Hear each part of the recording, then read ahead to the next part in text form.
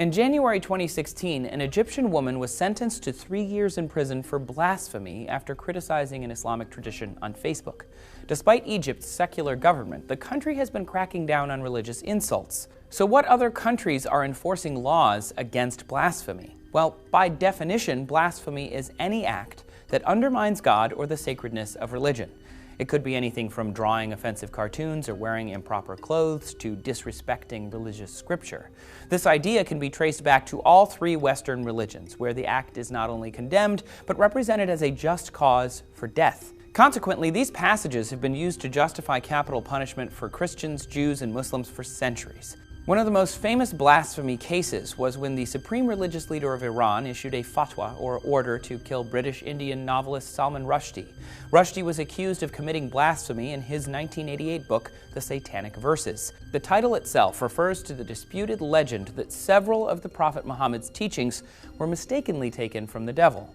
According to a 2012 Pew report, nearly a quarter of the world's countries and territories have anti-blasphemy laws, with punishments ranging from a fine to a death sentence. These laws are most common in the Middle East and North Africa, where 70% of countries still criminalize the act.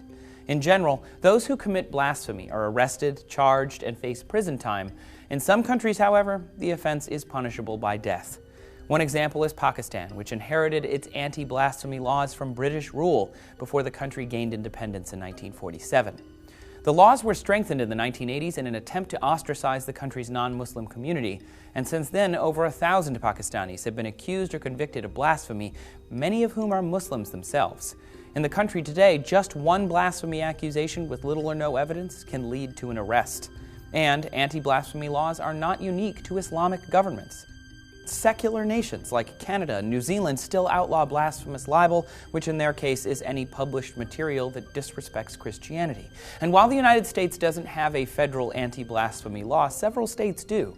In Michigan, willfully blaspheming the holy name of God is actually a misdemeanor. However, these laws are nearly impossible to enforce, as the U.S. Constitution and the United Nations International Covenant on Civil Rights protect free speech.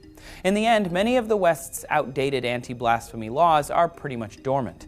One such law in the Netherlands went unenforced for half a century before it was eventually dissolved. But for many in the Middle East and North Africa, blasphemy carries enormous weight, as offenders face life in prison, exile, or death. And despite public opposition in countries like Pakistan and Afghanistan, the abusive laws will likely live on. Saudi Arabia is one country where committing blasphemy can get you executed publicly. You can learn more about Saudi Arabia's controversial capital punishment in our video at the top. As the Muslim population rapidly grows, so does the population of the religiously unaffiliated. Check out our video at the bottom to find out how this will affect the future of religion.